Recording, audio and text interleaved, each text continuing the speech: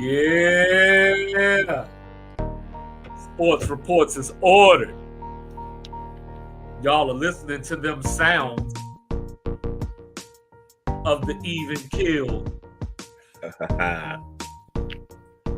Born in Texas, raised in VA, representing New Jerusalem, Turnpike, cheesesteaks, New York pizza, and everything in between. New Jersey pizza. Best pizza in the Dedicated world. father, dedicated veteran. Don't bring feelings to a fact fight. He is Mr. Logical.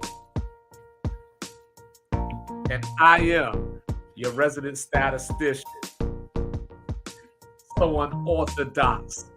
Going left so much that you thought I was southpaw.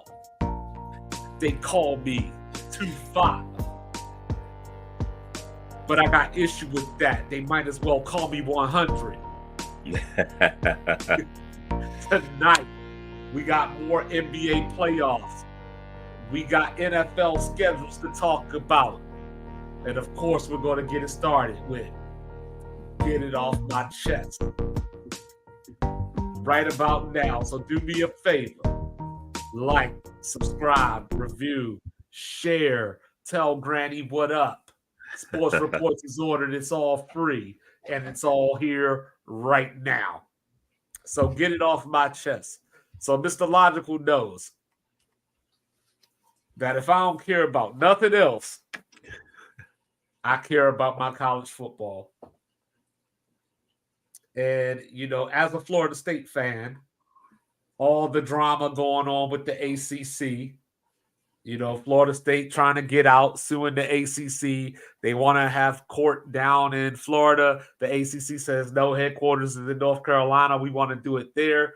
Clemson came through and said, nah, because y'all said that Florida State can't vote on these issues and they're not a part of this anymore. But we didn't even vote on that. The ACC was like, yo, we're just looking out in the best interest of the conference. So that's cool. You know, Florida State came into the conference in 91, 92.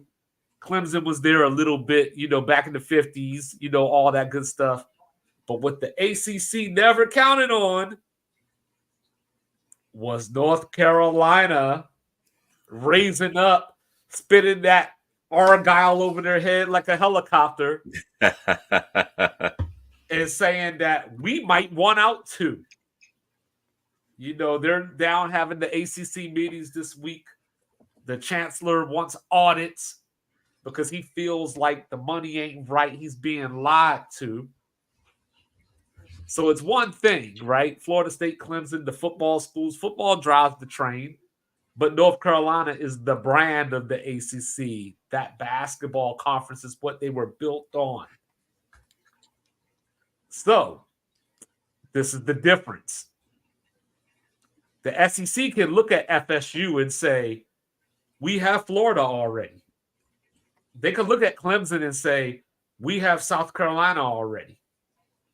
The Big Ten had a rule. I don't know if it's still a thing, but they wanted schools from states that were contiguous to one another.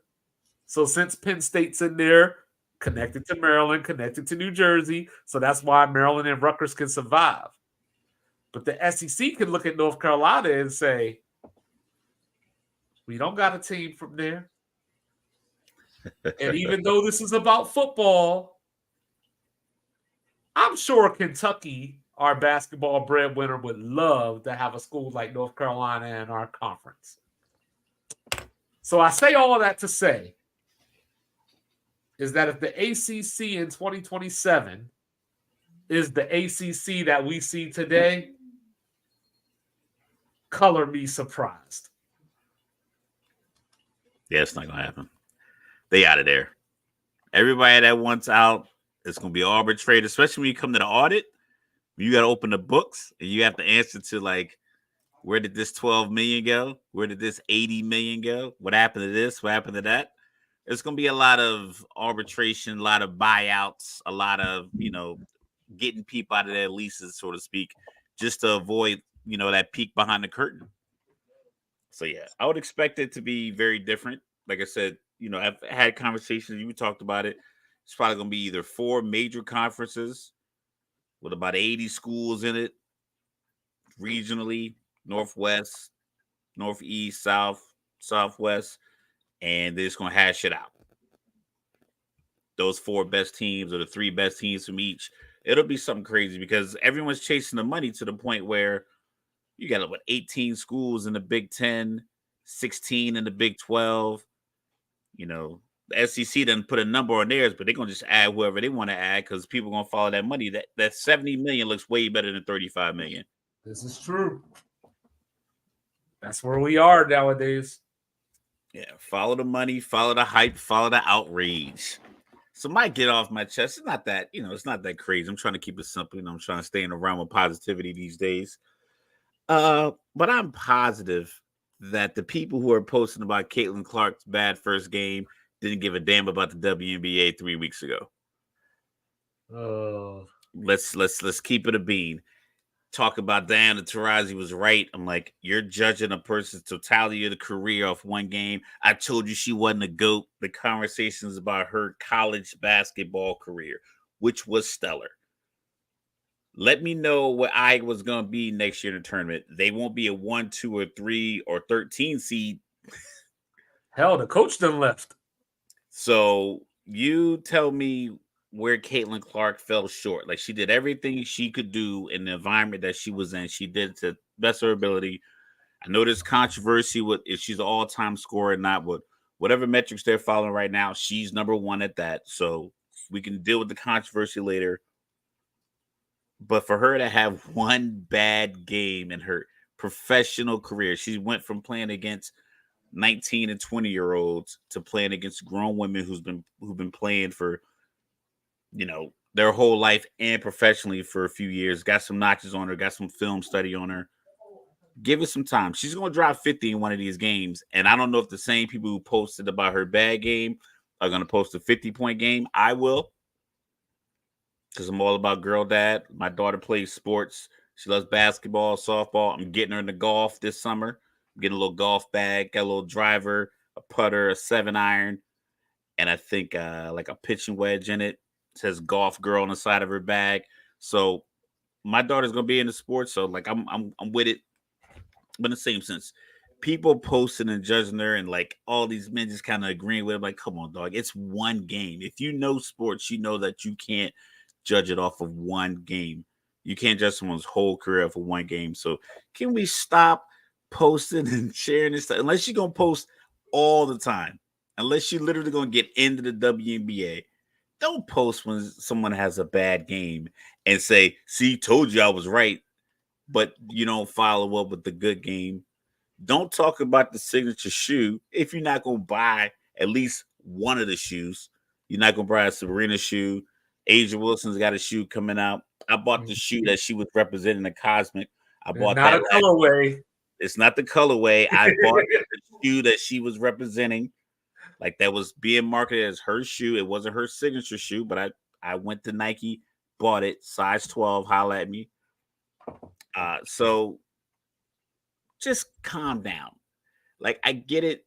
I understand in sports we have these conversations. You and I talked about it.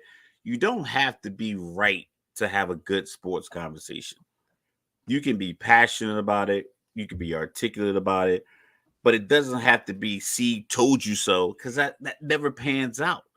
It's too nuanced. It's too vast of a scope for you to say one statement and for that statement to be true and extrapolate that across an entire career, entire league, an entire team, what have you. So have authentic conversations. Stop posting this fake outrage and this fake bravado because you really didn't care about the WNBA 3 weeks ago. Now you're just posting this stuff now. Like, come on.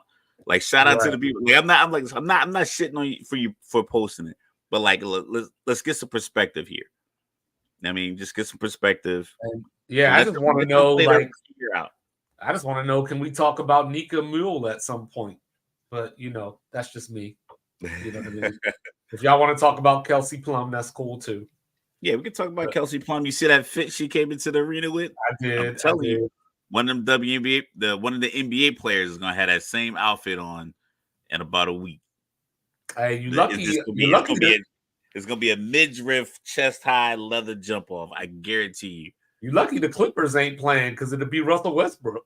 Yo, I thought it was gonna be SGA, but he came in as something a little. He had a full jacket, but it was pretty much the same fit. It's just Yeah. he had a full jacket on. Like I bet if Tyrese Halliburton gets a couple more games, he'll wear something crazy like that. Yeah, I'm old, man. I'm old. You know what I'm saying? But keeping it on where Mr. Logical took it, I was right that it looks like we going to game 7, but I didn't think it was going to look like this. I'm watching it live now. It's just sometimes you know how they say don't foul a good player on an off night because you don't want him to see the ball go through the hoop. Yeah. Minnesota, once the ball started going to the hoop, then the role players, then the fans ramp up. OKC tried to get it going last night. Because there was a couple of possessions. I think they were like down 10 or 11. They get it to 7. The fans get into it, and then Luka would hit a step back or he hit a lob. He was throwing so many lob alley-oops all night long, and that just deflated the crowd every time. Like they try to keep it up, but it was like, and they would just kind of sink back in their seats. I wasn't a big fan of them changing the uniform. I'm like, listen, the playoffs, you got to be a little superstitious. You should have stuck with your colors. That orange and blue that OKC had on last night, I'm like, nah, you shouldn't have done that. It throws off the feng shui. We can talk about the 2016 Cavs. They kept wearing those black jerseys when they were playing in Golden State. Some of my favorite uniforms. And Golden State was like, all right, cool. I'm like, nah, you should have made them change. You should be like, nah, y'all got to wear the white. Or I got to wear something else. We going to wear this. So you got to wear something else. Just to throw them off. But like I said, I like this current game that's on right now. We're just looking at the stats right now. Bench points, Minnesota 15, Denver 0. Jamal Murray looks hobbled. 25-point lead. I mean, game 7 is a coin toss. They've already won 2 games in Denver. Shout out to Adam Silver. I'm pretty sure he's in his office right now, just like petting a cat sitting at his desk. I'm like, yeah, I orchestrated all of this. Because this is probably one of the best playoff runs. Because think about the superstars that aren't in it. You know, we talked about for years how people were like, I'm not watching that because so-and-so is not playing. I'm not watching that team because it's this team. You're watching Minnesota and Denver. You might never been to Minnesota. I've never been to Minnesota, never been to the airport, never been to Minnesota at all in my life. Been to Denver. Shout out to where me and Mike, you know, that's where you got the 2-5 name in Colorado. But it's just, I think it's outstanding basketball. I like the Knicks and the Pacers series. I think it's outstanding basketball. Some blowouts and some contentious moments and some coaches with looking befuddled. Tom Thibodeau looks like this after every call. Every call, so it just makes me laugh. But yeah, this game right here is definitely it's a surprise. Ooh, Brown got nasty on that dunk. Too bad it's not worth 25 points. Well, you know, like that's why the media is so, I don't want to say toxic, but you know, going back to your point about Caitlin Clark, you know, they're like, oh, look at Rudy Gobert. You know, that's the defensive player of the year and all these, you know, this kind of stuff like that. And I get it, right? The defensive player of the year should be playing better defense. But can I tell America a secret? I don't know if y'all knew this or not. Jokic is unstoppable. Jokic is inevitable. We said the same stuff about AD just 2 weeks ago. You know, because AD was talking about how he should have been in the defensive player of the year race. And then Jamal Murray hit the game winner, and everybody said that's why he's not defensive player of the year. This is what Jokic does. I took it back to Roy Jones. Y'all must have forgot.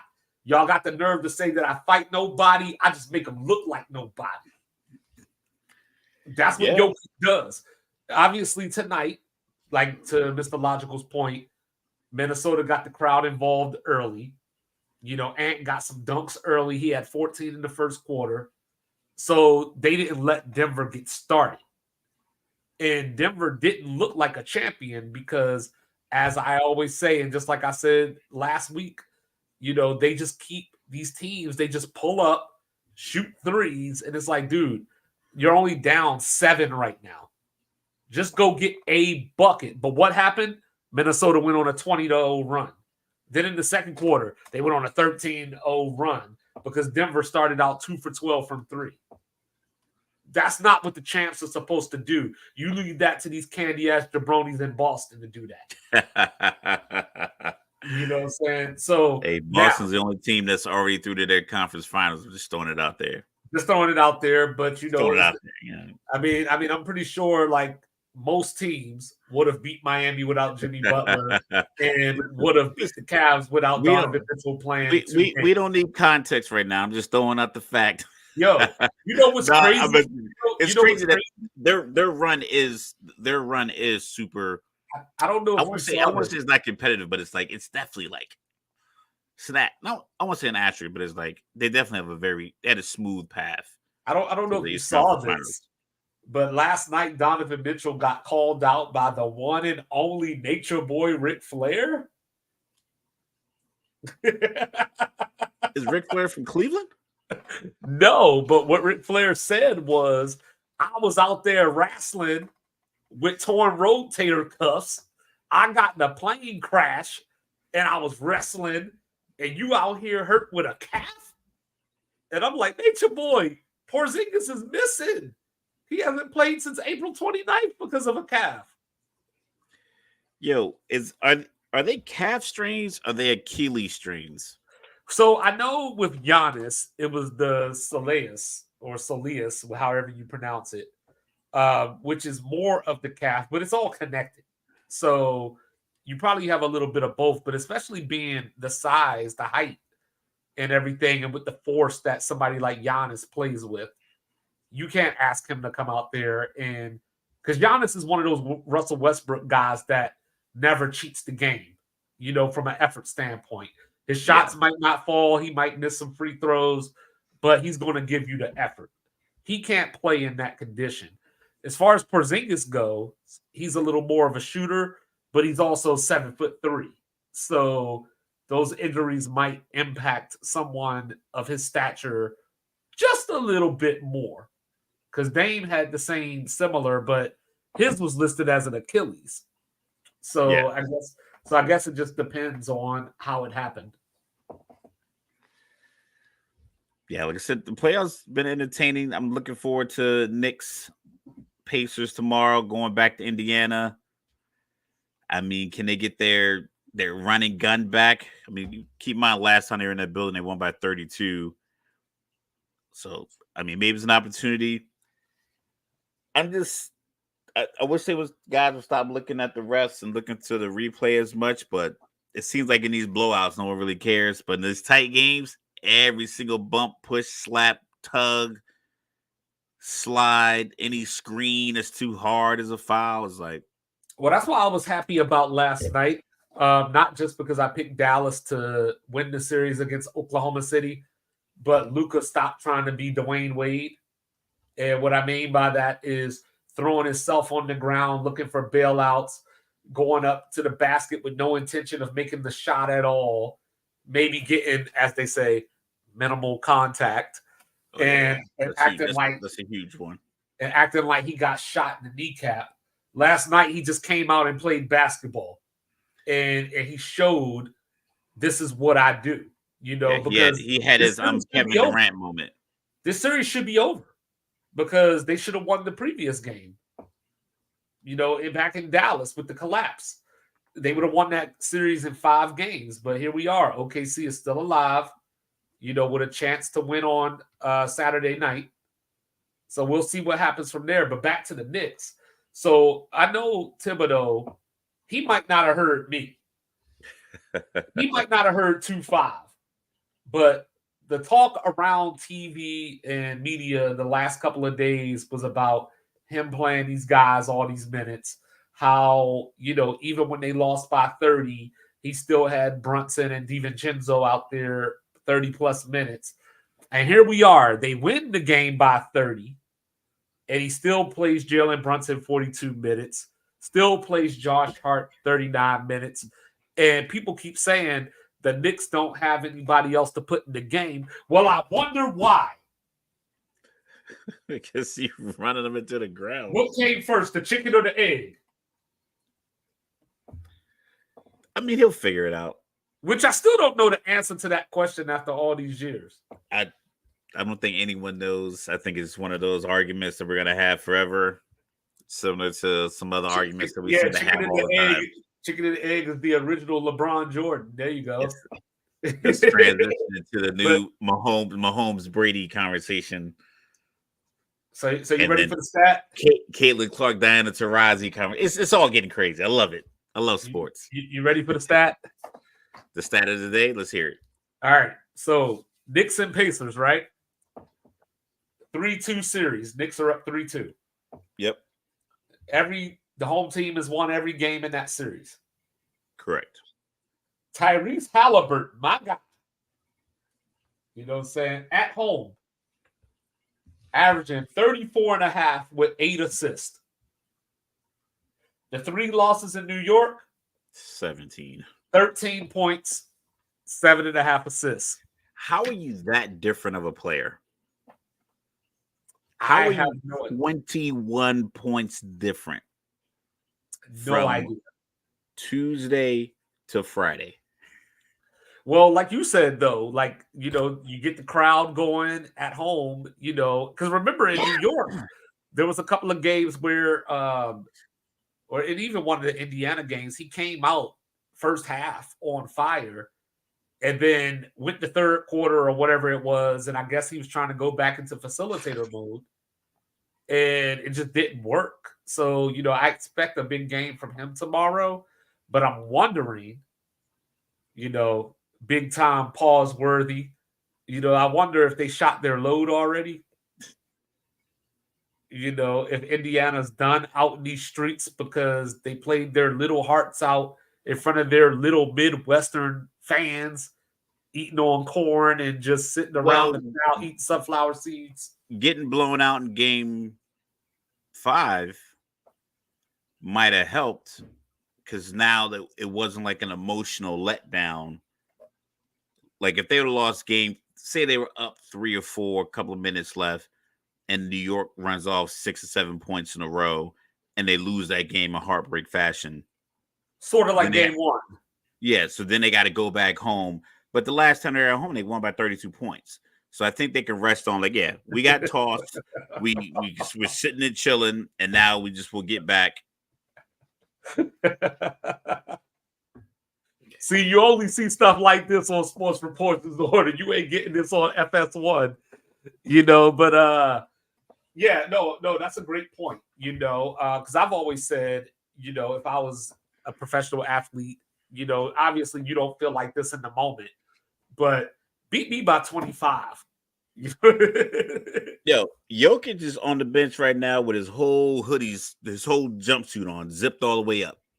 No ice packs on. Like, these dudes not going back. Oh, he's coming out in game 7 furious because all he's thinking right now is I was going to hang out with my horses this weekend. Yo, that man can't wait to get back to Serbia. He's like, can we wrap this up? I got to go. Win this parade. Yeah, so like I said, right now, Minnesota's going to live it up, right? You got 8:30 left. You're down 36. It looks like everyone's waved the white flag, and it's just you got Naz Reid on the floor, you got Shlomo Anderson, but for the most Rudy Gobert still out there. So you still have some defensive reps. Yeah, he just needs to get some reps. We got the 3 is so like right now they can already start their regrouping process. Yeah, while you're in the stadium, pretty much for the next hour. You could just regroup, and by the time you get to the bus and to the plane to get back to Denver, guys aren't going to be thinking about, man, I wish I would have made that play because you lose by a couple of points. They're like, all right, we got our ass kicked. I mean, it definitely shows you the difference between having Mike Conley and not as well, since he didn't play in game 5. So there's something there, and Tibbs did have the extra day, so I'm gonna say the Knicks are gonna close it out on the road and get ready for Boston. But where are you with OKC right now? Uh, I don't know if they can win in Dallas. And on top of the fact, like all the stats as far as the winner of Game 5 goes on to win the series 82% of the time. They can't really win in Dallas. I think, like I said, Luka had his "I am Kevin Durant" moment. We talk about that year against the Clippers, and Kevin Durant was in there. He was like, "You know who I am? I'm Kevin Durant." I think Luka kind of came to the game was like, "Why am I out here begging for calls? I'm Luka. I'm unguardable. I can shoot from anywhere. I can pass. Like I control the entire game." So he just came out. He was smiling a lot. He was talking shit to fans. He was doing what Luka does, and I think when he stuck to that, and that's when it was a few times I thought maybe OKC could make a run, but Luka would just get the ball at the net, get the ball in the inbounds, come up smiling. I was like, yeah, this game is over. I watched it because it was on. So Wednesday, I like basketball. But yeah, it was a while where it's like I don't think last night was OKC's night. I think it was Luka's night. Now, can he do it Why YouTube again? hating on me? Why YouTube hating on me? What happened? Sent the I'm sitting, message. up, I'm sitting up here trying to interact and answer a question. And I was talking about how Denver's bench is a disappointment, and it says YouTube rejected your comment. Oh, You can you use the know, word disappointment? yeah, I guess so. They said it's God, I'm spam. I'm so sick of the The internet right liberals, the now. liberals got me. But Can't even say what you want anymore. It's the so First Amendment. Say what you want. Say it with your chest. As long as you're not well, I'm screaming about to say, fire, well, you're just not for that, saying. block this YouTube, block this YouTube. Yeah, so I expect Kyrie to come out game 6 on I'm gonna post this video energy. You know what I'm saying? I'm gonna post you know what I mean? Because like Kyrie's been pretty quiet. He's been playing the team role, but now OKC has to adjust because it was PJ Washington, but now Derek Jones went off last night. So now I think Kyrie's gonna have to come through like the original Jew in shining armor, said to send OKC home. You know what I mean? Because you can't tell that man what he is because he know where he came from. He's a killer. So game 6, he's coming out to put the stake through OKC's heart. I wouldn't deny that. It is unfortunate to be a number one seed and essentially be. Like I said, I haven't really heard many pundits pick them. Like I said, I picked them in 7, which is kind of a cop out pick. I just figured, like, out of respect for the number one seed, they have home court. I figure I give them a shot. And after game 1, it looked like I was okay. This is how they're gonna play. But when they came out cold in game 2, I think they just been battling ever since. Because even game 4 that they won, it wasn't like they played well. It was more like Dallas just played a little lackadaisical in these spurts where they should have gotten points. It Yeah. was like each team was going like 2 minutes without a field goal, 2.5 minutes without a field goal, bad possessions, bad fouls. And it was very odd. It was a very oddly played game. Game 5 looked a lot more like what you expect, but Chet And, was and, off. and that's Guys what I'm just saying. Like the whole series Lou Dort could be never over. lost his confidence. So I think that's one thing. Like having role players that don't lose their confidence. I think that'll help them out. Well, that's the problem is that with this new NBA, OKC is they treat Chet the way that Cleveland treats Mobley. You know what I mean? Like Mobley will come out first half, go 4 for 5, and then, get 2 shots the rest of the game. And that's what OKC, because I mean, J-Dub took more shots than Chet last night. And yes, OKC's lack of experience is an issue. I was talking about on Monday, when we talk about experience, we usually focus solely on the players, but this is their coach's first go round as well, Mark Daigneault, and he is a good coach, but But you I can't don't think simulate playoff I don't think intensity. but I don't think they've done anything on the court that is indicative of a team that lacks experience. We could talk about like we talked at nauseum about Missoula's lineup changes and who he had on the floor, and we still talk about it. Like I talked about it last week, where he had Pritchard, Hauser, Cornet. and Cornette on the floor at the same time, trying to defend Donovan Mitchell. I'm like, that doesn't work. Like, you need to have defenders. That you can't have two small guards who only shoot threes trying to defend Donovan Mitchell on pick and rolls. I don't Well, think Dagenau has done anything like to the detriment of the team. I just feel like their shots just haven't oh, fallen. I You know, do. I think that he took Giddy at the starting lineup, so he made that move. yeah, after 5 games. It was 4. I mean, 4 games. Yeah, He it's should been have 4 games, sat his ass after game 2. but it's You know? 2-2, so it's not like he's like, oh, but Giddy wasn't getting that much run, but he took him out of the starting lineup, brought him in. He made some timely passes. Like I said, Luka just was on a Luka move, and it just was nothing you can. I don't think like that 3/4 court alley oop that he threw to Derek Lively.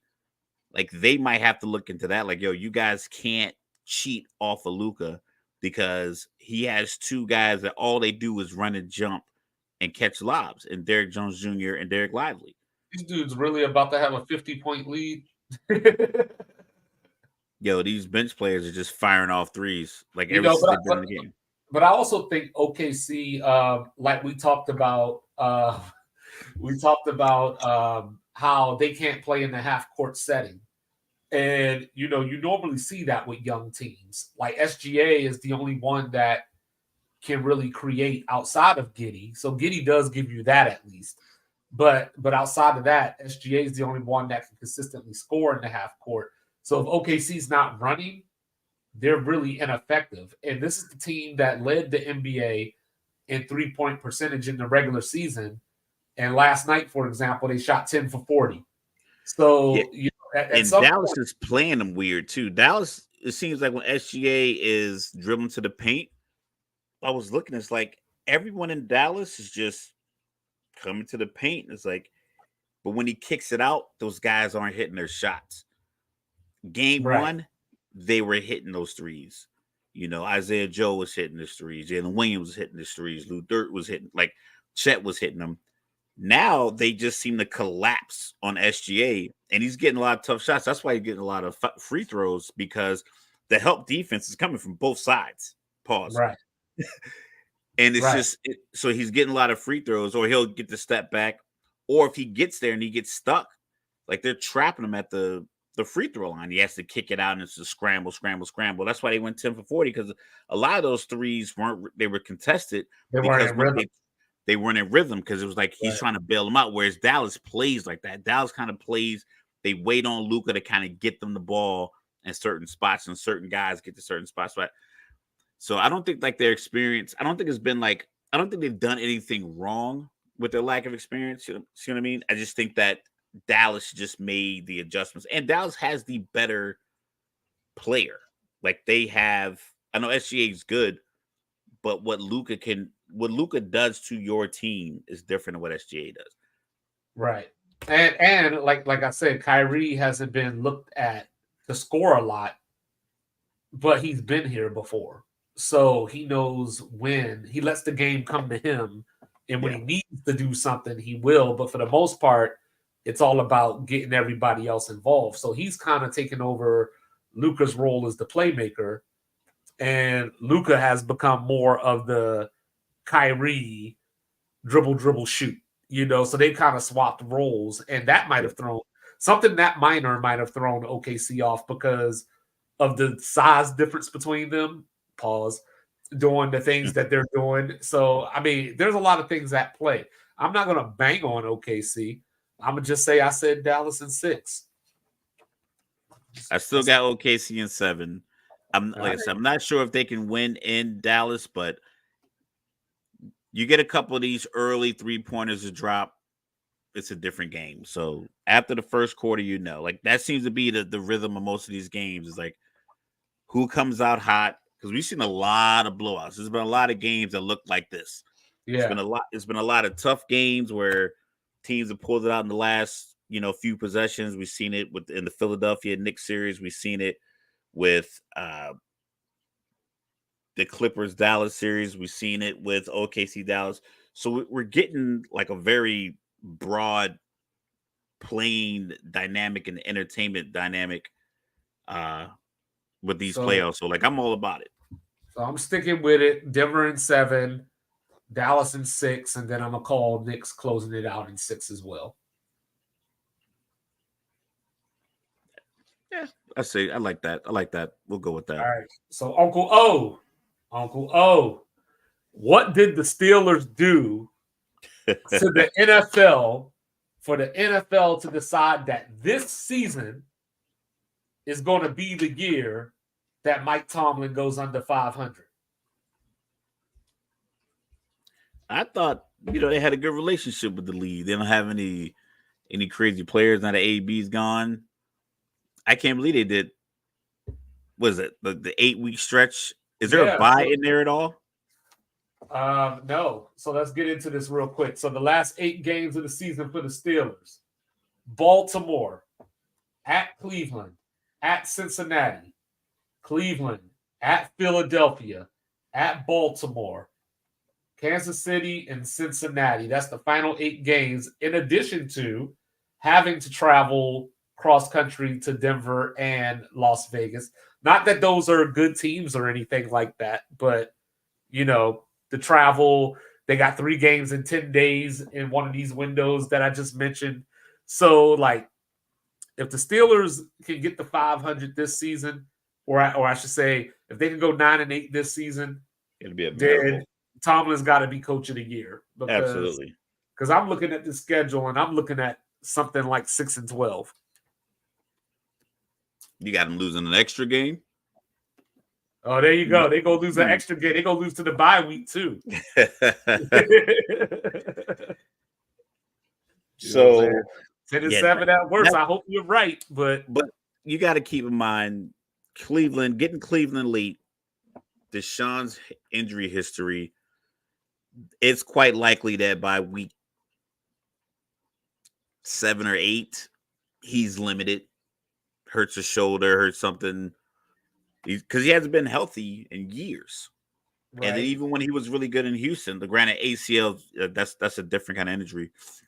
But he always has something nagging, like he had the shoulder last year. Then he came back and played, and ended up missing the rest of the season. And you're playing games with Joe Flacco and DTR,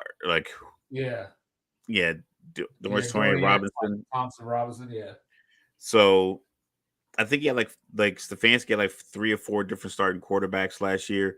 So by the time that Cleveland part comes, might not be that.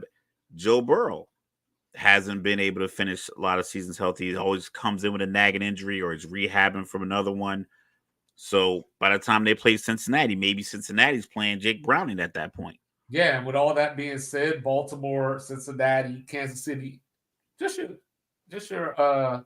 Baltimore, Cleveland, Kansas City, just your top 3 defenses. Nothing to worry about there. That's tough. I mean, granted, they get 2 every year, so it's like they're constantly playing tough defenses.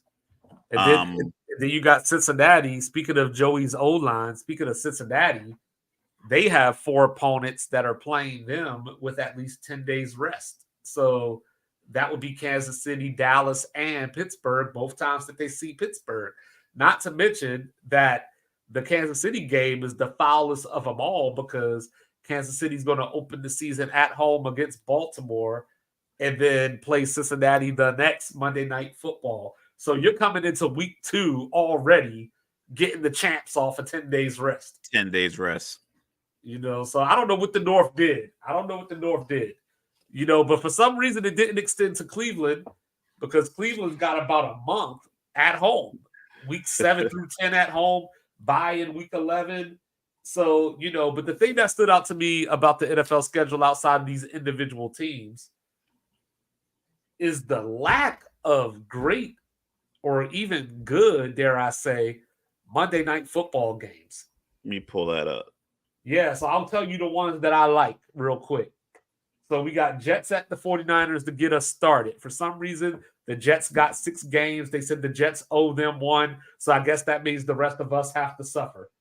Week 3, You got Washington at Cincinnati, and the only reason I care about that game is because I'm a Washington fan. So you're You gonna know, skip over week 2, yep, I'm Atlanta at skipping over Philly. week 2. I don't care about that. Week 4, Seattle at Detroit. They've been kind of in each other's way the last couple of years. Week 10, I like Miami at the Rams. Week 11, I like Texans at Dallas. And I like the finale, Detroit at San Francisco. All the rest of those Monday night games I could do without put them on Thursday. Hold on. What about the Brother Bowl, November 25th? Baltimore at the Chargers. Don't care. The Harbaugh Don't Bowl? care. You don't care about Don't the care. Harbaugh Bowl? I do not care about the Harbaugh Bowl. That's a Once good game. once the Chargers get some players in there, I'll care about it. I think that's a nice little matchup for the holidays. Get to see your brother. It's a nice story if that's what you're into. I'm here for the football. I saw the Atlanta at Philly. I'm like, okay, bet. Let me check these tickets. $399 for nosebleeds. I'm good. You better holler at BetTix. I'm good. Yeah, I might have to. I need to get a free ticket. Catch somebody in a parking lot kind of ticket. Like what she emailed me, run that ticket because it's 300. Like I bought 2 tickets to the Jets. Granted, it's the Jets, but this is after they signed Aaron Rodgers last year when the schedule got released. I bought 2 tickets for Jets, Falcons, row 2, and at the end zone or like on the side on the Falcon sideline for $289 or $299 for both tickets. And this is after they signed Aaron Rodgers and the Jets. So I'm not. How the hell are these tickets $399 for Falcons at Eagles week 2? That's not even a rivalry. Speaking of which, let me tell America what you did to me. You know what I'm saying? That man was all excited. We got Washington and Atlanta. And then he saw the schedule and said, December 29th, I'm out. Nah, I'm not going to. It happens. It's happened the last 3 or 4 seasons. I remember it was one year Atlanta played Baltimore and they played the Commanders. I think they were the Washington football team then. And I think Matt Ryan was playing, because this is when he played for the Colts. He was playing somewhere around here as well. Those games were Thanksgiving weekend, Christmas weekend, and New Year's Eve weekend. I'm like, I'm not, like, first of all, it's cold. I'm not sitting in these cold games potentially. And then on top of that, you got all this other stuff going on. All the holidays. I'm like, every game that was close to me was on a holiday weekend. So I was like, I don't know if I can be able to do that. But December 29th in Maryland, off the water, nah, I'm good. You want to have me out here losing my toes. Yeah, so it's crazy, right? Because you got the Texans, the Ravens, Chiefs, and Steelers. I mentioned it. 3 games in 10 days, totally unacceptable. Especially when we're talking about potentially going to 18 games. Like, you know what I mean? Like, get out of here. Player safety's done. Forget your kickoff. They've never cared. I won't say they've never cared about player safety. They care about player safety because it could cost them financially. That's why they authorize guys to wear like the little concussion things during games, because they don't want to sue, because they can say, "Oh, we put in all these measures, we called these penalties for these hits." I'm still trying to figure out how this kickoff situation is going to look. All I'm saying, bro. That's all I'm saying. That's all I'm saying. But hey, I tell you one thing, they ain't going to be 45 cents like the Panthers games. Oh, but man. Speaking of the Panthers, last year, right? I know Germany got stuck with Indianapolis and New England, but we did give them Kansas City, Miami. And then the NFL was like, nah, y'all got to take Giants and Carolina this year. Man, they've been pumping the Giants were the first team to really get that. I think they're really trying to put Jacksonville in London. Yeah, back-to-back weeks again. I think they're trying to move that team to London. Yeah, I think they're trying to have them, like, their home field is going to be Old Trafford or Wembley or wherever these. Well, hopefully their opponents. Hopefully their opponents don't pull the dumb assery that Buffalo pulled when They showed up on Friday to play on Sunday. They should have left after their game that they had Sunday.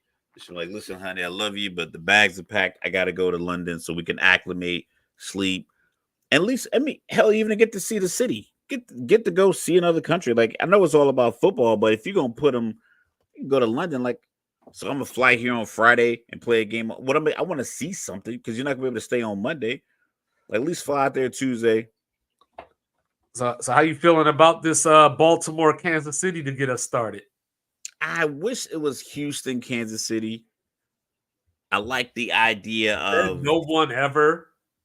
you don't think the upstart team versus the champion is not a good because that's what you want in the early season matchup. I think the MVP versus the Super Bowl MVP gets the computers Putin.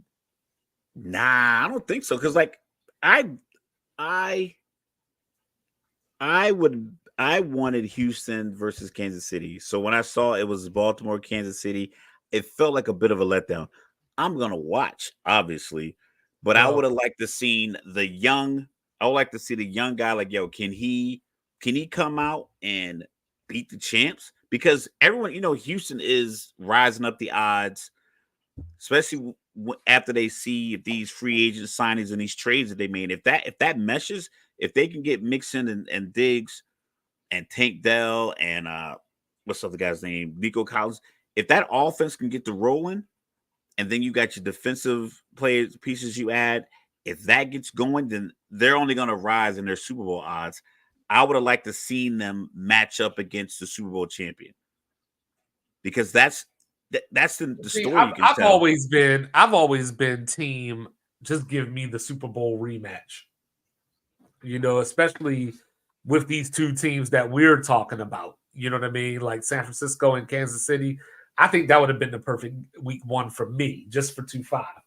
But I get it. Not everybody feels that way. Yeah. But I'm also the battle that I'm looking forward to is Bo Nix against Zach Wilson. That's the battle that I'm looking forward to. I don't know if Zach let's see it, quarterback whisperer. He's close. He's closer to home. Being in Colorado, so maybe he can get more family at the games and things like that. Trouble, bro. He in trouble because Colorado's the most fit state, so it's just fit MILFs everywhere. Maybe it might fire him up. He might be gonna have no energy. He gonna roll left and throw that little thing, and it's gonna be in the air because he gonna be hanging out with the big hurt doing those eugenic commercials. He'll appreciate it too. Yeah. So I mean, I don't know who. I don't think the quarterback whisperer is that at all. You know how I feel about Mr. Sean Payton over there. I just don't know what we expect from Sean Payton and the Bo Nix relationship because we haven't seen Sean Payton mold the quarterback ever. Drew Brees came as a finished product. When Drew Brees wasn't there, he had Jameis Winston for a few games, but Jameis was a number one pick, Heisman Trophy winner, national championship. Jameis is a good quarterback. Granted, he threw a lot of interceptions, but I don't think he did anything to make. It wasn't like that transformation that Andy Reid did with Michael Vick. Yeah, when Vick got to Philly, and then all of a sudden it was like, oh, Vick standing in the pocket throwing deep post routes in the Tampa 2 and completing them. Like he didn't do that at all in Atlanta. I don't think Jameis did anything different when he was being coached by Sean Payton other than just y'all talking all. Speaking of which, y'all talking all this shit. Y'all talking all this shit about Deshaun Watson in Cleveland. Don't let Jameis come out there and bury the Steelers. But then we got our Netflix Christmas game. First it was boycott Peacock. Now it's boycott Netflix, I guess. Kansas City and Pittsburgh on Christmas. I like the matchup, but I guess the NFL, everybody's getting a little bit of the money. So that's what I was thinking about earlier. I was listening to money is coming in crazy from everywhere. Yeah, I was listening to, I want to say it was the NFL show on The Ringer. I apologize if I got that wrong. I'm trying to remember what podcast I was listening to. But they were bringing up, like, how pissed are you if you are like Fox and CBS. Like, we paying y'all all this damn money, and y'all giving the exclusive games to Netflix and Peacock while we stuck showing like more Aaron Rodgers. Yeah, they're paying like Peacock paid 23 million for the Miami Kansas City playoff game last year, which doesn't seem like that much. Like I don't know, maybe because I didn't do the math on like the NBC contract or the CBS contract, but just for Peacock to pay 23 million for one game, I would have thought the number would have been bigger, mainly because we talk about all these TV deals that all these conferences are getting. All these the NBA's getting 2.5 billion from NBC. So for 23 million for one game, it just seems like a lower number. I figured it'd be higher, but I guess if we did the math for the 200, I think it's like 256 regular season games.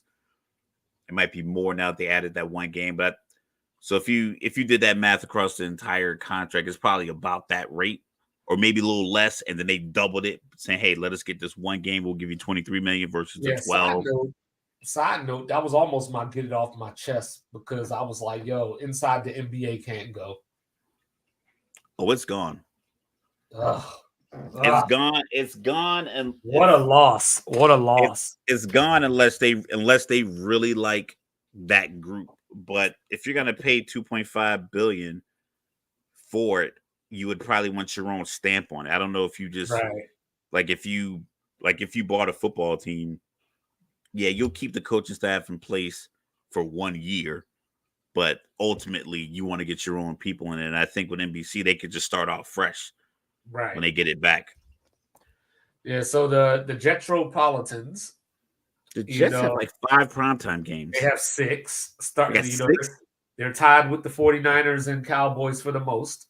Atlanta got 4, which surprised me. Like, That does surprise me. I don't know if it's the Kirk Cousins signing really moved the needle that much, considering like the narrative surrounding Kirk Cousins in primetime games. Hey, So Kirk to give answered him your 4, question last night. He said, my trajectory is to be on the field week 1.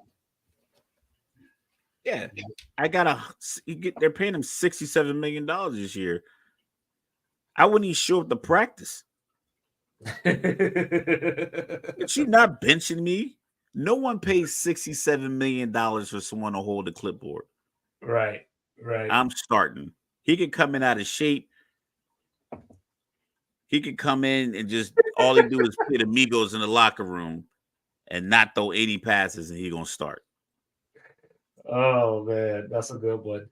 So like I don't think that the schedule, I haven't dissected it all the way down yet, but I got to look at it so I can start looking at who the surprise teams are going to be. Both positively and negatively. Who's going to meet expectations or who's going to fall short of expectations. But I have to say, I do appreciate Dallas and Washington ending the season against each other. It should be either starting or ending the season, and give me that Thanksgiving every so often. But I think the NFL they got some questions to look at because I think like whoever did that tailor-made song for Drake, I think that's who did the NFL schedule. Like they just put it in the chat and they didn't spell check it or like they didn't Grammarly that shit. Yeah, they just went for it. No, we're not good with well, I'm not good with Perkins in the studio. You know. Big Perk, carry on. But yeah. So I are there any like other when they have games? Oh, games. yeah, like Falcons, like Mr. Falcon. What's your early projection?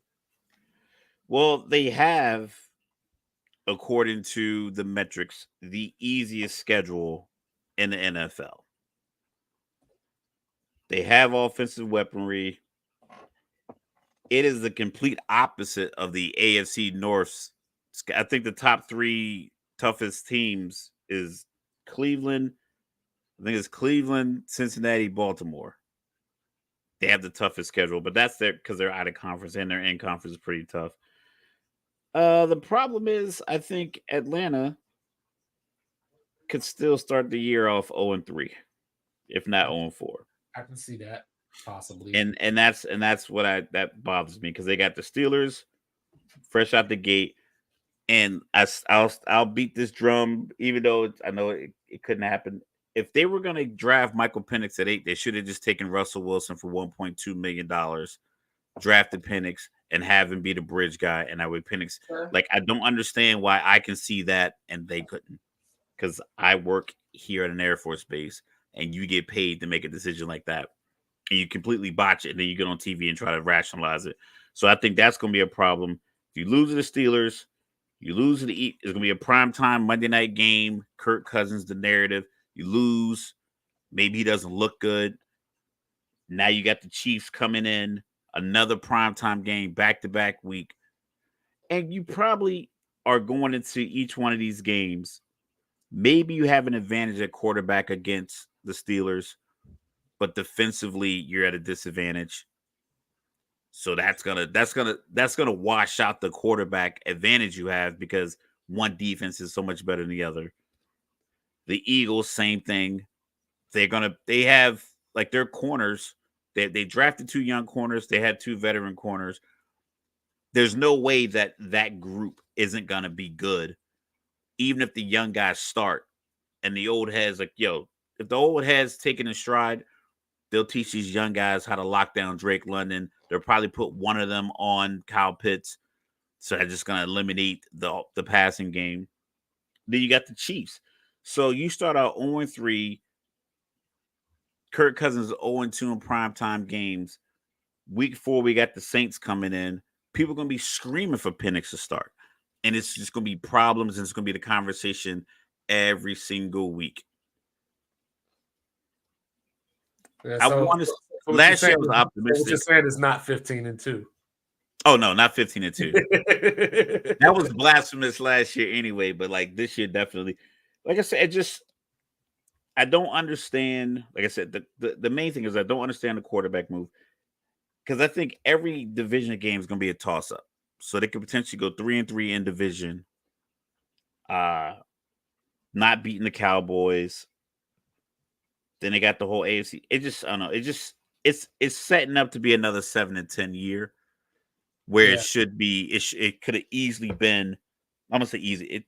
They could have made better moves to make it a 12-5 year. Like we talk about the defensive tackles they drafted. They drafted the defensive tackle that's coming off an ACL, and then the All-American defensive tackle goes next. Well, to be fair, we took that All-American tackle and he's getting a foot surgery. So, like we'll see how that pans out. But so for my guys, I think I'm going 7-10. I think I'm gonna go 2-0 to start out. So beat Tampa, beat the Giants, lose the Monday night game to Cincinnati. Even though Cincinnati is known to start slow, but I'm gonna just keep it real. They're gonna lose to Cincinnati. Beat Arizona, lose to Cleveland and Baltimore back-to-back. Split Carolina, Chicago. Sweep the Giants. Lose to Pittsburgh. Lose to Philly. Beat Dallas at home. Beat Tennessee. And then lose out. So after the bye week, they might get one of Atlanta or New Orleans, but so at best I say 8-9. At worst, I could say 6-11. Yeah, but you're starting a young quarterback, and it's going to be growing pains. I think every fan, every team, every coaching staff can live with growing pains. We're starting a controversy where it shouldn't be one. Like Kirk Cousins should just be able to come in, play, and have a good defense, but he didn't get that opportunity. Like you could have just kept Tyler Heineke as the backup. No one would have been clamoring for him. But if he had to play a game, maybe he makes a few good throws and Atlanta wins. He's definitely a confident backup. You don't want a guy who could start for any other team that needed a quarterback this year to sit behind a guy for 2 to 3 years. It just the logic doesn't make any sense. And I think especially if they start 0-3, it's going to be people clamoring for Penix. I mean, it's like they're not going to because the owner spent $67 million on number 18. Yeah, and I mean that's the thing, because by the time Penix does get in the lineup, his face gonna look like mine. So that's the problem with it itself. But He gonna be on his second contract by the time he's gonna be a 30-year-old getting. At that point, he'll probably get his own $45 million a year contract because he won't have enough to prove. But you got to pay him $45 million. Yeah, it just poorly designed. I'm excited for the season though. I didn't really think the schedule release was that big of a deal until like the last few years. I started like kind of paying attention to it, and then that's obviously since we've been doing the pod. But I think the Pittsburgh run is definitely that's a tough stretch. I think what drives me nuts is being the old guy and everything. I just hate all the spoilers, man. Like, I just want the schedule release. I don't need you telling me who's playing who the day before the schedule releases. Like, there was some dude out of the 242 or 272 regular season games, there was somebody that had spoiled like the first 200 before it even came on TV. Remember when like test results like for promotion would come out, like somebody would get the Excel spreadsheet and they would send it around before it came out. Yeah. I was in ALS, Airman Leadership School. Penix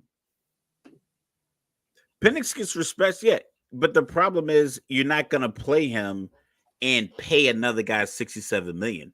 That's the problem. Like, there's nothing. I think Penix is gonna be a dope quarterback. It's just he doesn't do anything for you if he's sitting behind a guy that you paid $67 million to this year to play. You can't get him on the field as quickly as he could be because you're paying $67 million. But yeah, I mean, at least Justin Fields can return kickoffs, right? Or you can bench Russell Wilson because you're paying him a Bugatti. I'm saying you can bench him for that. But yeah, so ALS, Airman Leadership School, I remember because people would get the test results or like the results early. They wouldn't let us check our email like from noon the day before because all the commanders were coming to give us all of our all the people who made staff. They said we will kick you out of Airman Leadership School if we catch you checking your email. And we had the desktops, but the monitor was under the desk. So like I had my hand just like chilling like this, and my instructor came over. He was looking over, and he was like looking. I was like, "You looking at?" He's like, "Let's make sure you've been checking your email." I'm like, "I don't need to check the email." I know I made it. Like I knew I made it when I sat down. Like as long as I got there on time, I knew I was gonna make it, and I did. He's like, "Are you sure? You 100% sure?" I'm like, "I'm 110% sure I made it," and I did. Shout out to the Spandalum Air Base, ALS, yeah. but yeah. So it's just like don't give me the spoilers. Just release the whole thing on Wednesday. It's not like guys need to make plans. The schedule is still 4 months away, so it's not like guys got to make plans for a June 1st football game. You got to give them a heads up. It's like the first game is in September, so just release the whole thing on Wednesday.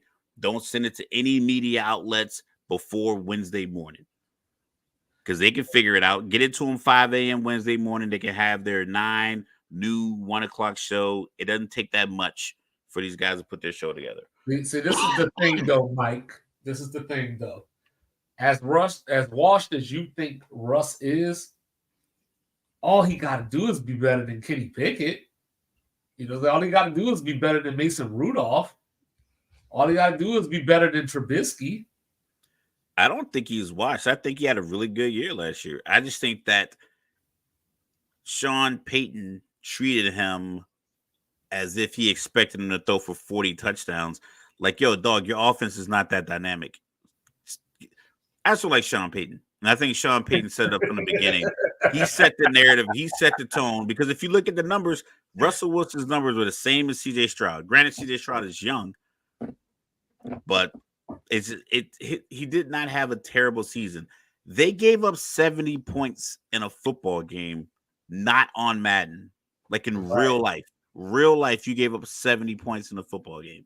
So I don't want to hear that. That had nothing to do with Russell Wilson. What I got to do with you don't play safety. That ain't even me.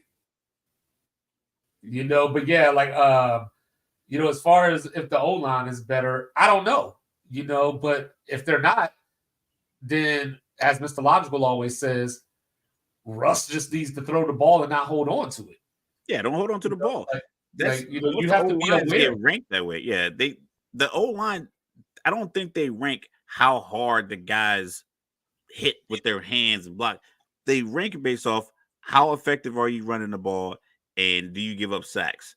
Well, if you don't run the ball effectively, if you don't call the right plays or you're running back like Najee Harris, I saw some plays where the hole was as wide as an F-150 to the left, and it was the size of the Miata to the right, and he ran right into the tiny Miata hole and got tackled for 2 or 3 yards. You have to have the playmakers offensively to make the offensive line look good. If you're holding on to the ball, it's only so long these guys can block these 6'7" super athletic defensive ends and these 6'4", 300-pound guys inside. You have 3 seconds. That's Right. it. If you're lucky, you get 4 if you can slide back. But if you try to roll out and double back, no.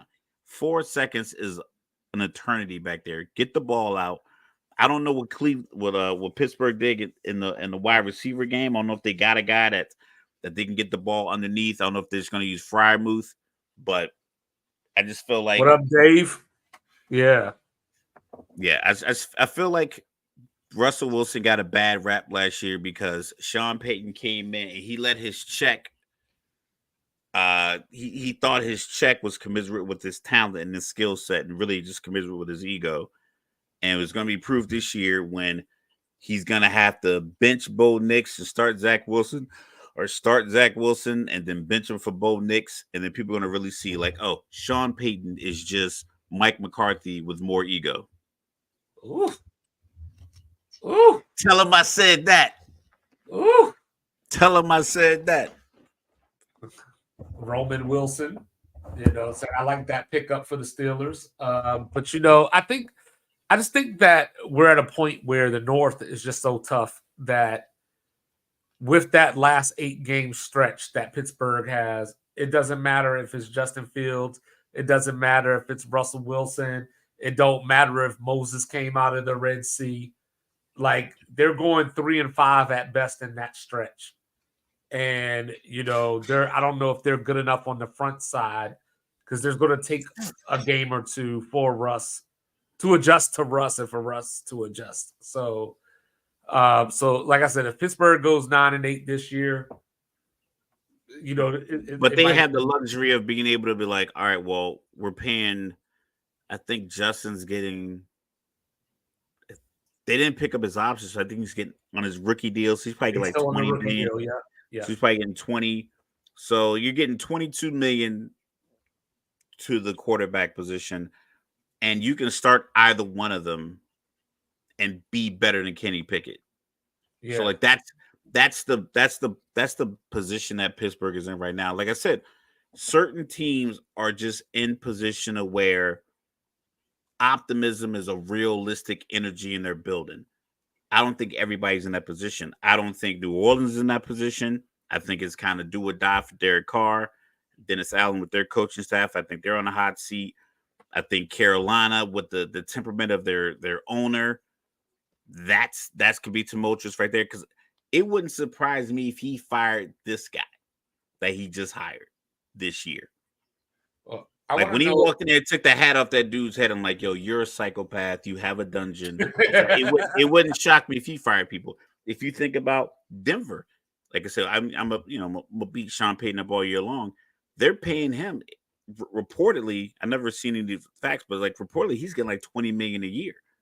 Yeah. You got Dallas. I don't know if Jerry's not big in firing coaches mid-season, but they are not on solid ground. So I think a lot of teams went into this all season knowing that, they're never going to fire. They're not going to fire. Pittsburgh doesn't fire coaches. The man's never been under 500. Well, what I want to know is from the Steeler fans up in the chat. I want to know how the Steeler fans feel about Quinn Ewers, because Carson Beck ain't going to be there and Dion ain't going to let Shador play in Pittsburgh. So Quinn Ewers might have Pittsburgh is going to need another quarterback. I think Justin Fields is going to win that job. I think he's going to win a job because I don't know if you can just look at you got two quarterbacks. One guy's 5'11", good quarterback. Other guy's 6'4", 220, and he's like 8, 9 years younger. Like as long as his attitude is right, he's gonna win that job. Because And you see you're the smear jobs are coming out now about how like he didn't want advice from Nick Foles and yeah, but how Nick the locker Foles room had was 2 good years. It's like, why am I listening to you?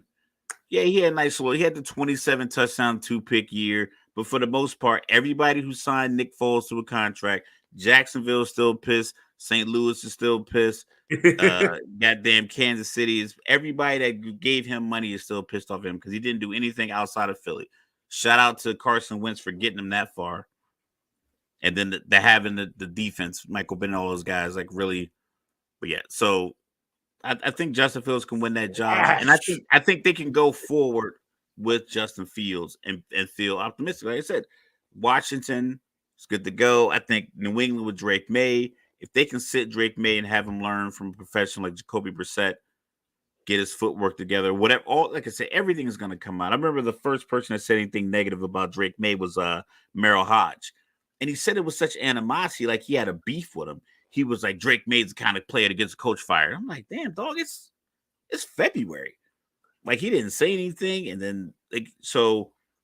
I think a lot of these narratives are just being kind of painted by whoever has the loudest voice, whoever has the megaphone.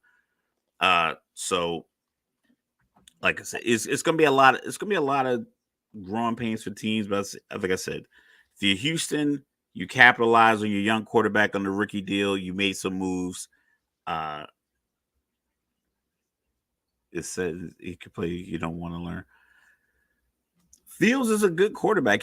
I think he didn't get a great deal in Chicago, but I think Chicago by their team did right by their team by moving him for whatever they can get for him. I think they probably could have moved him earlier. They probably could have called Atlanta and made a move earlier and got him home. But who knows? Atlanta probably still would have drafted Michael Penix after they got Justin Fields. So that wouldn't have made any sense either.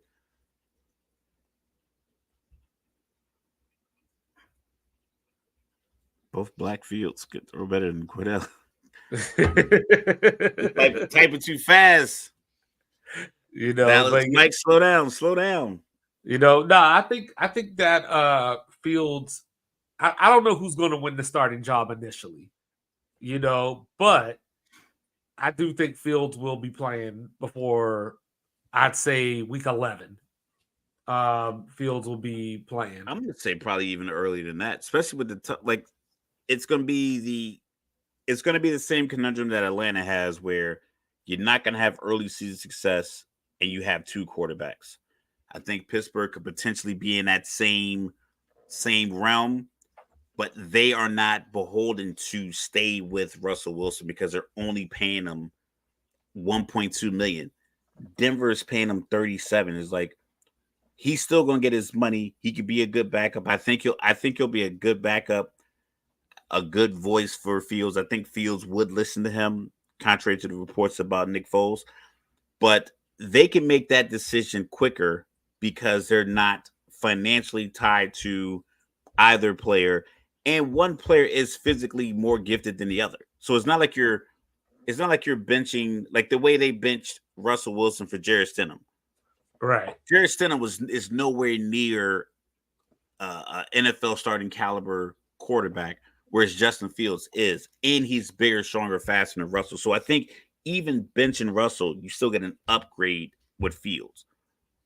So I think that's a good position to be in Yeah. versus being like a team, like I said, like for Atlanta. Atlanta can't bench Cousins because you're spending so much money on him and you have him locked in essentially for 2 years, maybe Yeah, if three. Atlanta benches Kirk Cousins, it's probably like week 15, maybe 14. Like the Falcons are 5-9 or something along those lines. And maybe you throw Penix out there just because, but unless it's an injury, I can't see anything earlier than that. Yeah, so but if you look across the league, there's a lot of games on Fridays, there's games on Wednesdays, there's games Yeah, what on was it? Kansas City's playing on every day 6 but days Tuesday or something every like day that. but Tuesday. And you never know. You get a weather delay on the Monday night game. They were they'll end up playing on Tuesday. So their schedule's crazy. Especially to be the Super Bowl champion. I think they just want to ride this Mahomes popularity wave and just get him on TV as much as they can. Or is it about Taylor Swift? God, I can't believe you just said that on this show. I Cap was honestly like struggling, man. I'm Cap was pretty sure struggling. I'm pretty sure there's some kind of metrics. I just want to see if she really boosted their numbers. I think I'm curious, or were we just gonna watch these games anyway, or did you get 20 million more fans because she was gonna be at the game? Like I think it's interesting if they have that information. Casey will not win again. Well, it's tough to win again. I didn't think they were going to win it last year. I picked against them every single week in the playoffs until the Super Bowl. Yeah. I think I Like picked I them. said, I know I was so mad at myself too because I was like, they're going to beat Baltimore, but I just didn't have the balls to actually say it. I But just thought Baltimore would keep it simple and just run the damn ball. Like run the ball and double Rasheed Rice. Let him throw it to well, Kelsey all day. Like I don't don't know if let you anybody heard, go over. but I don't know if you heard, but Rasheed Rice might be getting doubled very soon. Oh wow. We're just gonna just flood our show with plausible shadow band type moments, huh? Yeah, like I said, I picked against them every week, and not because I didn't pick against them because I thought they were lacking something. Or inept. I just felt like this team has a definitive advantage, and they just never employed it. Well, they didn't employ it enough. Like they panicked when they were down 10. So that's my only thing as far as Well, I mean, they with went Kansas out and City. got their next version of Tyreek Hill, I guess. And to add next to Hollywood Brown, We got to see if they call those not plays. Kelsey. If they call those plays, then and they hit, like if they can get those deep crossing routes that Tyreek used to hit, if Worthy can get open, because we thought the same thing with Kadarius Toney. Kadarius Toney has that. I don't know if he has like the shiftiness of Tyreek Hill, but I'm pretty sure at their apex of their sprinting and all out runs, I'm pretty sure he's close. Yeah, And I think they didn't Snead is call going to those be. routes. Well, I think Snead is going to be the like the loss. You know what I mean? That's going to hurt Kansas City if they don't win. Well, they had corners.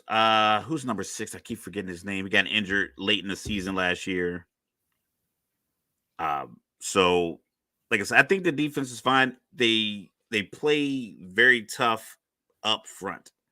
Like the defensive front, your defensive front makes your cornerback looks better because instead of the quarterback having 3.5 seconds to throw, he has 2.5. Yeah. So a lot of corners are good. I think AJ Terrell's probably a good cornerback. Patrick Surtain says he's probably best in the league. But if He there's no probably pressure, is. if there's no pressure up front in the face of the quarterback, then eventually Devontae Adams is gonna work his way open. You know what I mean? Patrick Mahomes is gonna work. He's gonna work the pocket enough to where because you can't cover these wide receivers for 6 seconds. But if you Yeah. can get that push up front, that's what Baltimore's been famous. Baltimore's like that's why I was so shocked that they didn't that Mahomes came out and was like 11 for 11 or 12 for 12 to start that game out because it's like they do such a good job of getting pressure on the quarterback if they just didn't do it this year or in that game. But yeah, I mean Kansas City, as long as they make the playoffs, then they got a shot at this point. I think Yeah. some of those games, I think a guy with a tight hamstring, maybe he rests a couple of weeks and you just go in, you let Hollywood Brown rest his hamstring or an ankle because they have such an odd schedule. It might be something that they just kind of work around. Like, all right, Well, for me, it's just hard when I look around the AFC because, outside of Baltimore signing Derrick Henry, that is a big deal, but like, okay, I don't trust Aaron Rodgers in the playoffs. Miami always fades late. Kansas City owns Buffalo. Burrow, I guess it just depends on line play. It depends on his injury status. You talked about how he's injury prone. Nobody from their division is going to beat them in the playoffs. So you're left with basically Houston and Baltimore standing in Kansas City's way to get back to the Super Bowl. Yeah, I think Miami is like they lost their last 5 or 6 games when the weather the kickoff temperature is 45 degrees and under. Yeah. So that's not good when you play games in January. Buffalo traded Stephon Diggs. Maybe it's addition by subtraction, but then they brought in Chase Claypool, which is just a big, They light skinned, brought in your unproductive guy, version. MVS, yesterday. Yeah, but so you got the dropsies, and then you got the big, light skinned, unproductive version of Stephon Diggs and Chase Claypool. Like, let's keep Yeah, it. so that's why I said You it's shouldn't be down to that Houston. big and never get the ball. Like, you're 6'4", 220, 230. Like, just go 250 and play tight end. It's down to Houston and Baltimore unless Jacksonville gets abnormally hot. They made some wide receiver Oh, moves. I like that, Dave. I like that.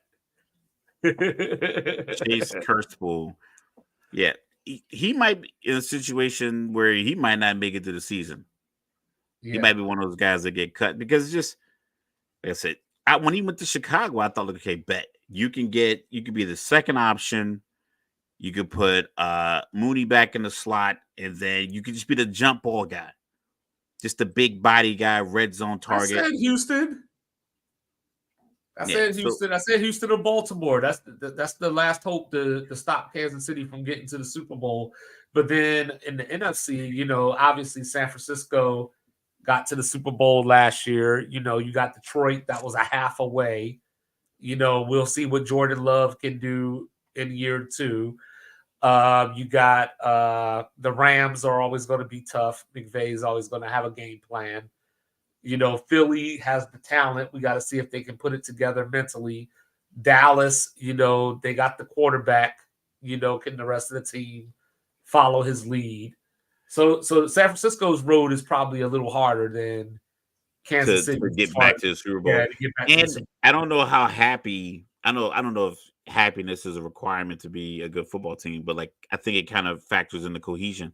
The fact that both of their top wide receivers you had on a trading block openly, we all knew about it.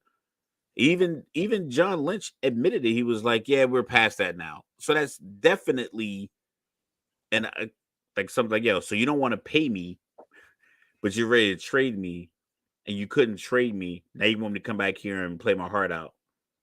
It, I, Right.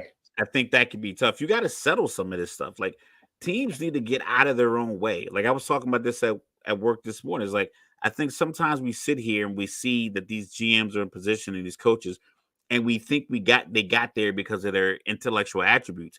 Sometimes it's just a matter of just being in these right jobs and you just get promoted up.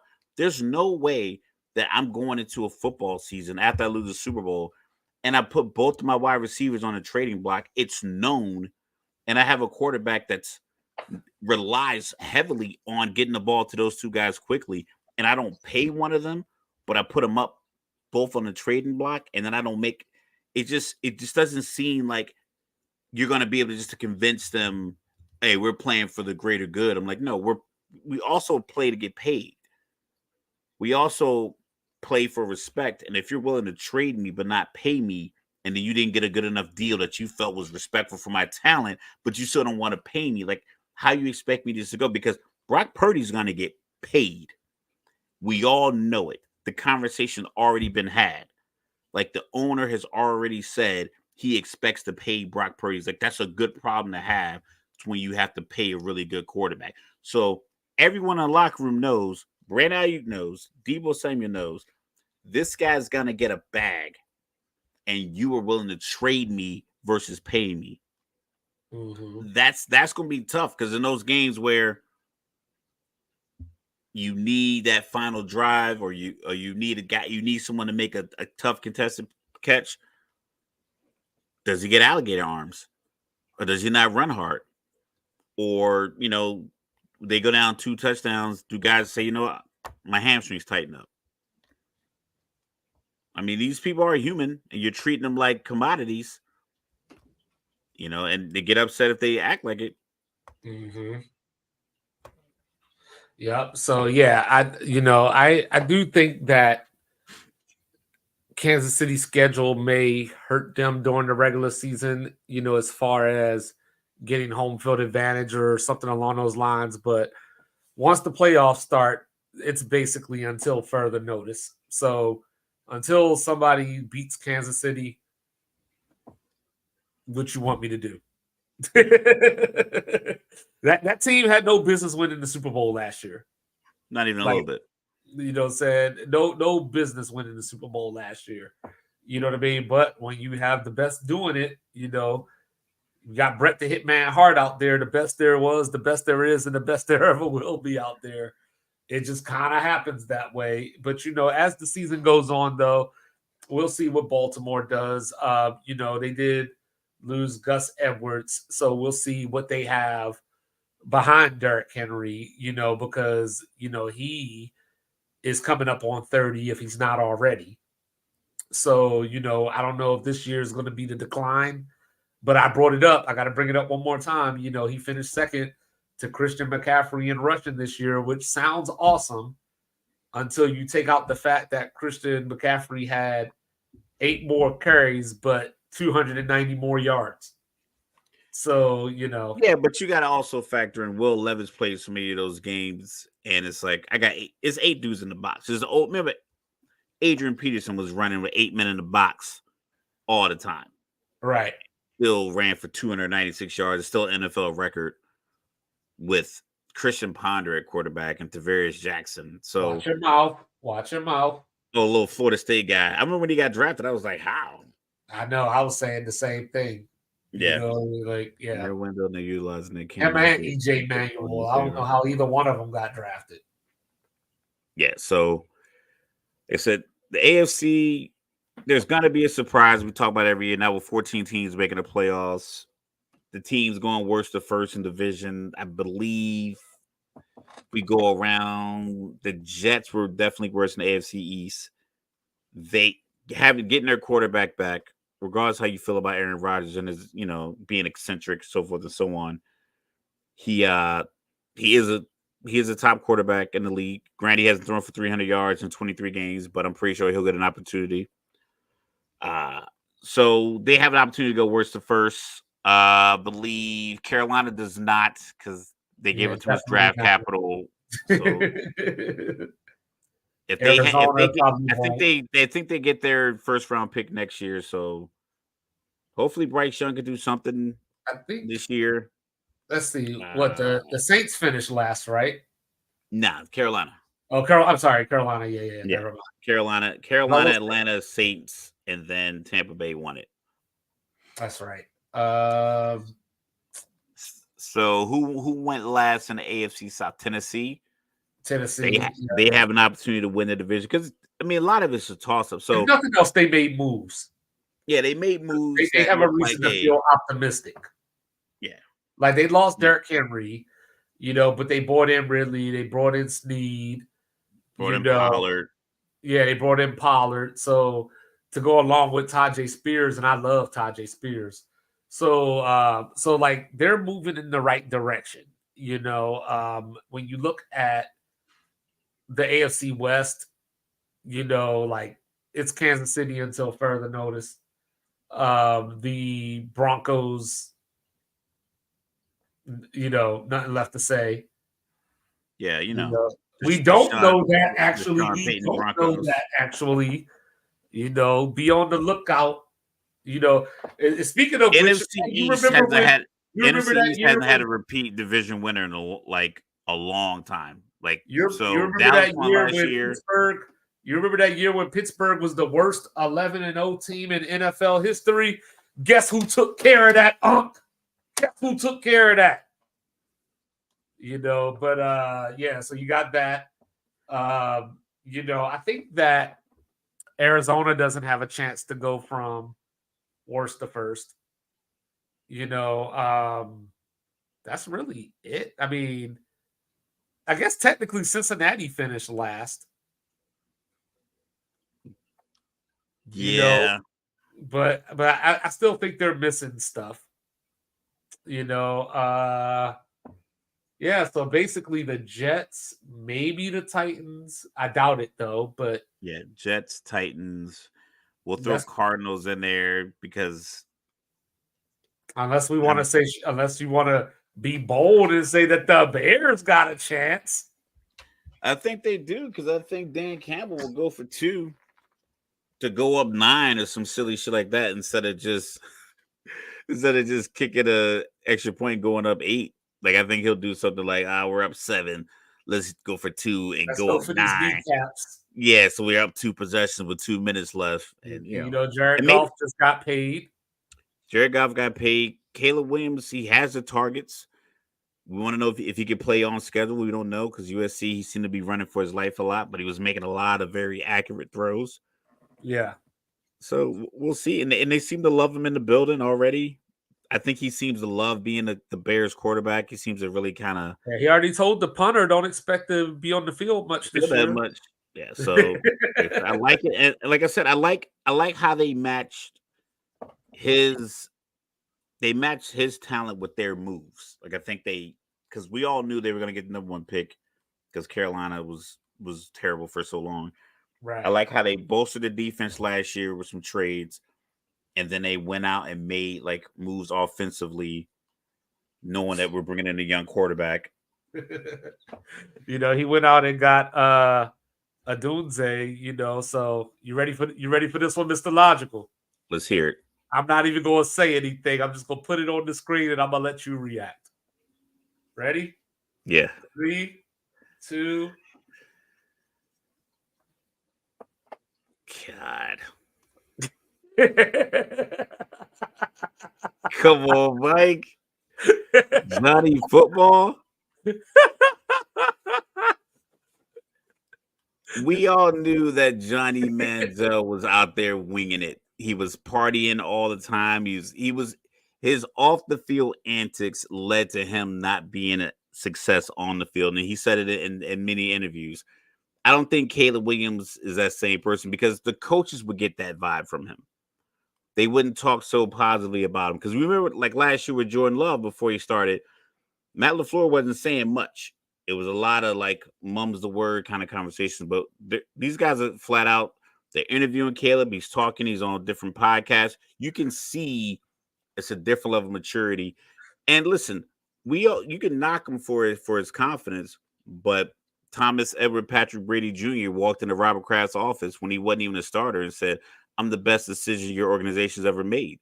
So if he can walk into an office and say that, then these guys should be optimistic about. Like, listen, if you know you put the work in, like, listen, you got to cheer for yourself. I know sometimes people don't like it, but you know how long you struggled. You know how your back felt at a game. You know how your hands felt when they got stepped on. You know what it felt like to be benched. You know this about yourself. So if you have come through and you rise out of the ashes and you're the phoenix that you feel you are, scream it to the mountaintops. Hey, yo, This Mike. modesty stuff is cute, but I'm like, nah, like someone told me, like, oh, you're so cocky. I'm like, would you like me if I didn't have confidence? No. Who want to Hey, be Mike. around someone without confidence? So I'm like, Hey, listen, sometimes you got to be your own advocate for your own talent and be your own cheerleader. And I think Caleb Williams is doing that. And I wish him all the best. Unless they got to play the Falcons in the NFC Championship game, I hope he goes 0 for 30. But that's neither here nor there. But up until that, I hope his Mike, you don't think confidence Caleb could matches be his Anthony output. Edwards? You don't think he could be Anthony Edwards? Brash and outspoken and then terrorizing everybody? You know, so I don't I know. think you should, like I said, if I've worked this hard to get this far, as long as you put in the work, there's nothing wrong with saying telling the punter, I don't think you're gonna be on the field that much. Like I said, I don't mind that kind of bravado. Long as you can stand up at the podium, if you throw a pick that ends the game, if you can't stand at the podium after a loss, and you don't have to be jovial. I get it, you just lost the game. But at least stand up at the podium. Listen, you're not gonna stop my shine. You can't, like I say, you gotta sometimes you gotta stand up and say, We live in I'm the fame and shit. go down in flames around here. Yeah. Listen, off we go into the wild blue yonder. You know what I'm saying? But no, like you know what I'm saying? I just think that, Caleb Williams, if nothing else, he has the weaponry around him. So we're gonna find out real quick if he's the real deal or not. And it's Based real on excitement. It's real excitement. We all saw Justin Fields' face when he got drafted by the Bears. It was not optimism in his face, in his eyes. It was simply not. Like, we remember him sitting on his couch. I don't know if it's because he slipped and he got drafted behind all these other quarterbacks, or if it's like, oh my God, I'm going to Chicago. At least Caleb is like excited and ready to lock in, and he seems to build a rapport. And the fact that they got 2 top 10 picks in the same draft. That's what Houston just did. And they went and got DeAndre Swift. So, the Bears are locked and loaded. You know what I mean? Like, as long as he is decent, they can at least play spoiler to somebody this year. Even if they don't make the playoffs themselves, they could be the reason that somebody else doesn't make the playoff. Yeah. So, and that's, year one, I'll take that. You know what I mean? It is what it is. Yeah. I like Keenan Allen too. Like, and especially with Adunze coming in, since we're talking about people learning from other people, Adunze coming up under Keenan Allen, is perfect. It meets the timeline window because Keenan Allen probably only has, 2 years or so, at the level that he's at right now, provided Correct. maybe 1 year since we're talking about injuries and stuff. But I think he'll rub off on Adunze. I think Adunze's already going to be good. So I don't think it could hurt to have him around somebody like Keenan Allen. They still have Cole Kmet, DeAndre Swift. So, if, like I said, I don't want to do the year one thing, but Caleb's got no reason to fail. He Fannie Mae out here. He's too big to fail. Yeah, and So, if you look at the first 3 games, you got Titans. So you got Titans at home, you got the Texans, and you got the Colts. The Titans are running out a second-year quarterback. They made some moves, so it could be a good battle there. The Texans, CJ Stroud is, the next guy up. And then you got the Colts, Anthony Richardson coming back from injury. And then Rams, Panthers. So your first 5 games, that's a 3-2 potential. Yeah, give me 3 and 2 off of that. You get 3 and 2 out of that, and you play well. You snipe Green Bay once. If you could sweep Minnesota, you cooking with gas. Yeah, and especially if Minnesota's talking about running Sam Darnold out there and not JJ McCarthy. Yeah, you cooking. We are. You're seeing ghost. So you're already looking at potentially 6 and 3. Just going off. That's not the order of the games, but just using that thought. That's 6 and 3 right there. Beating Detroit might be a tall task. You know what I mean? But all you gotta do is do it once. Yeah, and if they get Detroit at home, because so they get Detroit. They get Detroit at home, and they get Detroit at home in December. It might be a little cold. I don't know how Caleb's going to play in the cold, but Jared Goff is a California kid. Caleb is from DC. Rodgers. So a lot of these guys, Tua is from Hawaii. He doesn't play great in the cold. When you're at that level, you can either play or you can't. You know what I mean? Like somebody like Tua is fortunate that they got the 4x100 champions lining up with him. Yeah. But that's the thing. That was a smart move by the organization. They didn't get a bunch of guys. I know they had Chase Claypool in there as a big target, but for some reason they still got Cedric Wilson in there. They went and got Jalen Wright from Tennessee, so another fast dude. Like Miami, I don't know if it's going to work. I mean, Miami is the team that they probably need home field advantage, and it's not even because their home field is so great. It's just that you don't want to go on the road in those cold ass cities. Yeah, you don't want to be playing road in games in Baltimore. Baltimore. You Yeah, definitely want to go back to Kansas City again. You don't saw what want to go back happened. to MetLife again. Yeah, You so know, so yeah, but yo, that's right. Only in the 305. But yo, thanks for joining us. Thanks for the support, the comments. You know what I'm saying? Thanks for the interactions. We loved it.